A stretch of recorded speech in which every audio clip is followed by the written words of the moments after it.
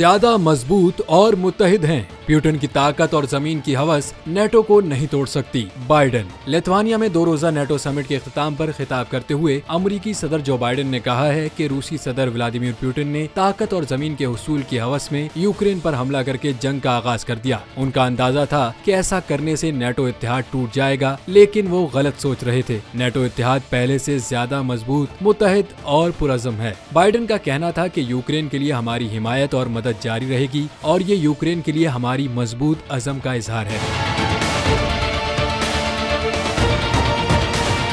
दूसरी जानिब NATO summit के मौके पर यूक्रेनी सदर ज़ेलेंस्की से होने वाली मुलाकात में अमेरिकी सदर की जानिब से उन्हें यकीन दहानी करवाई गई कि रूस के साथ जंग में यूक्रेन की जरूरियात के तहत उन्हें हर मुमकिन मदद फराहम की जाएगी। वाज़ेह रहे कि नेटो समिट के दौरान यूक्रेन की जानिब से बार बार असलहे की दरख्वास्त पर बरतानिया ने कहा है कि हम कोई अमेज़न नहीं है। सेक्रेटरी दिफा बेन वॉल्स का कहना था, कैफ को समझना चाहिए कि कैपिटल बिल में कुछ तनकीद करने वाले बैठे हैं। यूक्रेन को इस चीज को समझना चाहिए कि वो अपने इत्तेहादियों से असलहे के स्टॉक का जखीरा मांग रहा है। हम कोई अमेज़न नहीं है।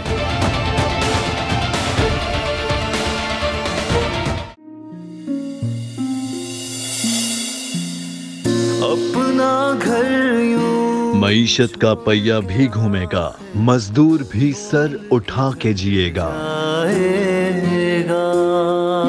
खेतों में हरियाली लहराएगी, किसान भी खुशियां समेटेगा।